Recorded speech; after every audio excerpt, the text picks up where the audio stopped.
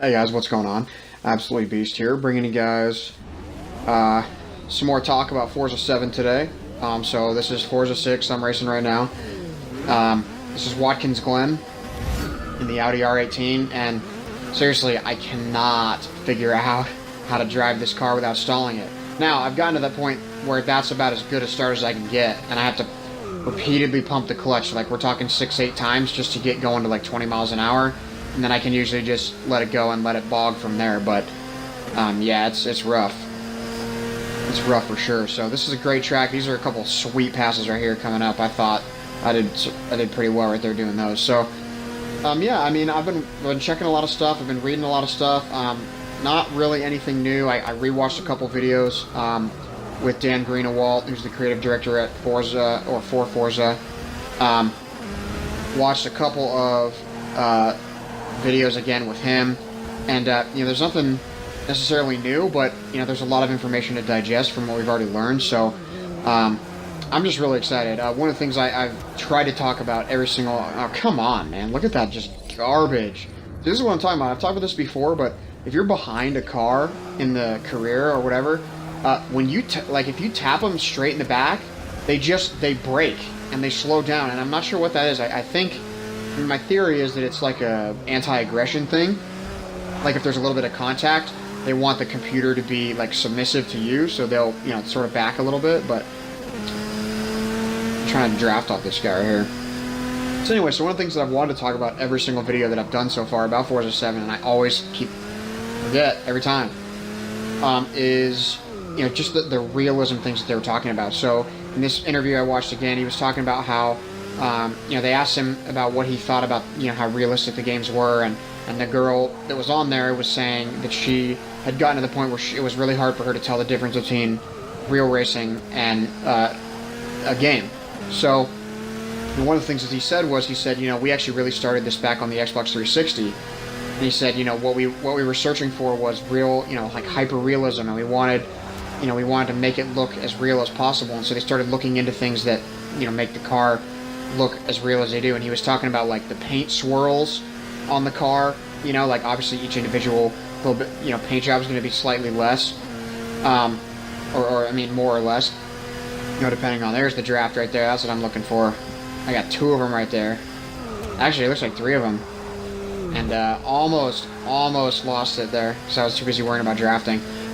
So, but anyway, so he was talking about like the swirls in the paint. He was talking about like the imperfections in the cars, you know, how the individual differences in each of the cars, and talking about a lot of other things. Like they were saying, you know, like now when you crash the car, the driver's going to react. Like they showed some footage of being inside the car, and the driver sort of like, you know, jostles with the car, which was something that wasn't there, which actually is really funny because when I thought about that, I thought about the image of, and I've yet to do it, but I thought about the image of driving in cockpit view and like hitting a wall, and the driver just doesn't move at all. Like the hands stay firmly on the wheel, nothing changes. The car just like completely cataclysmically slams into a wall and flips over or whatever. And if you're in the inside view, the driver just sits there. He just chilling, you know, like no big deal, just, you know, not even moving. So they talked about that. They talked about like, you know, some of the specific cars that you can drive have like cages in them. You know, if you think about NASCAR, they have sort of that like netting, you know, in the driver's side window.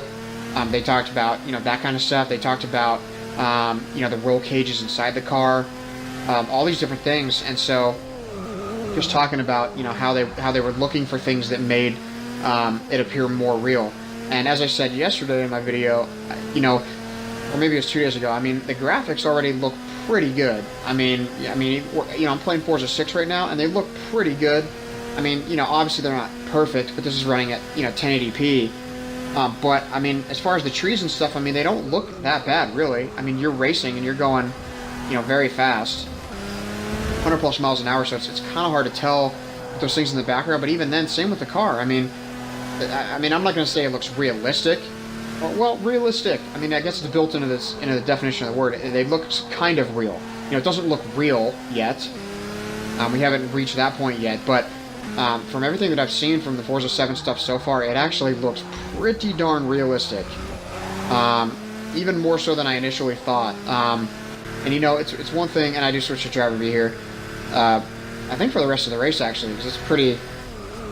I realize I'm in first, so I can. And this is just, I mean, like, you'll see things in here, like the driver doesn't really react much to the G-forces in the car. But if you think about, how many G's these guys are pulling through these corners, and you think about, how their body would move, and I mean, obviously they design seats and stuff, and they design wheels and all that, and pedals to be used under those circumstances, but, you'd still expect to see more movement from these, from these things. But that's one of my favorite things about driving cockpit view. I rarely do, but, like when you watch me here, you can see every little undulation I go over on the track. It just, sort of jostles the camera slightly. And so that's what he was talking about. He was talking about camera shake. He was talking about the different parts of the car. One thing in particular that honestly kind of bothers me initially when I'm watching it, and it doesn't sit right with me, is like the, he's talking about like the vibrations of the spoilers and stuff like that. So, one in particular, if you guys haven't seen the video, it's the footage that's been circulating around. I mean, I think there's only a couple minutes worth of footage, really. So, it's the footage of the GTR, the GDI, and the back spoilers are shaking basically the whole time. And, even when the car's doing like 40, 50 miles an hour, the back spoiler's shaking. But like I said, like when you see me go up over rumble strips and stuff, just I mean, like, watch, I'll go up on one here, and you just see the car like, and it just, ricks and rocks, and you can see how stiff the suspension is because it just sort of, plants it back down. And even there, like, you're talking about how detail-oriented they are with mapping these tracks with the laser scanning and stuff. They're like, even down to the undulations, and you can, because you have a point of reference with the, like the top of the window or the bottom of the window, you can actually see the jostle, or you can look at the wheel well on the left and watch it go up and down, which is just so cool.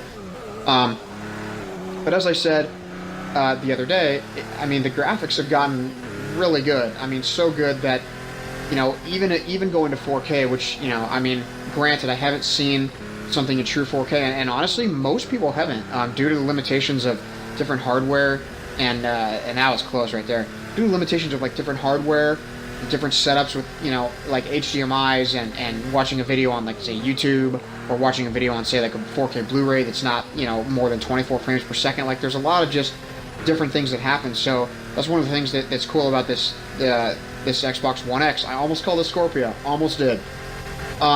It's just really, it's going to be really native. It's going to be something that takes place right on the console and goes right to your TV. So it's going to look way better than you think it's going to look. Even if you saw it on a 4K streaming, thing. Like, I watched the briefing in 4K, and at first I thought it was just in 1080p. But then when I saw a feed later of 1080p, I was like, oh my goodness, that's not good at all. Like, I was definitely watching in 4K, but it just didn't look, fully there. So what I think is that, the details that are going to make these games look so much more hyper-real are the details that are small, and many, many small details will add up to make a better thing.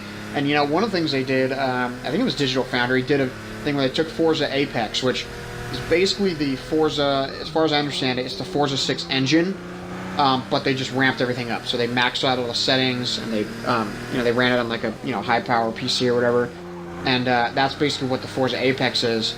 And so they showed a side-by-side of the Apex versus Forza 7, and even without the HDR, you can just tell, like, the Forza 7 has a softer look, which generally you associate with like a movie, for example. Like, a movie has a softer look than a TV show, and a lot of that's lighting, but a lot of that is cinematography. You're talking like 30 frames per second for a TV show, or 29.97 if you want to get super technical, and 24 frames per second for a movie. So just those extra 6 frames that you're missing give it sort of a softer look. More of a cinematic type look, and a lot of us have experienced that when we play a game, or you'd like watch a trailer for a game, or you watch a some sort of DLC trailer and it looks really cool. Specifically for Call of Duty is what I'm thinking of, but it's just sort of got this cool look to it. Oh, and that was horrible. Ooh, see how hard I hit that wall there? Man, that was hard hit. I mean, that driver would be almost dead, basically. Maybe probably dead, but it looks sort of softer. So I'm not saying it looks like it's softer, and the lighting looks not as quite as intense, and the car, everything's a little bit dimmer. Everything's not so like shiny and vibrant and like oversaturated. And I think honestly it looks absolutely stellar. It adds such a level. To be honest, when I first watched the reveal trailer, I was really hyped, and then after that, I mean, I've been hyped for a while, but then after the reveal trailer, I was kind of hyped. And then it sort of died down a little bit, but the more I'm talking about it, the more I'm thinking about it, the more I'm watching these videos again, watching these things again, like, it looks stellar. absolutely stellar, and I mean, I can't wait to play it. So, little abrupt transition there. My race recording dropped a little bit, 10 seconds or something. I don't know. I don't know what happened, but yeah, I'm getting super hyped, and it just sounds like there's many, many, many small details, and they put a lot of effort into it. I mean, you know, the game is basically the same. You know, that's what they have to innovate over the couple of years. So, thank you guys for checking this out. I really appreciate it. Make sure you check back soon for more content, and finishing in style. Thank you guys. Appreciate it.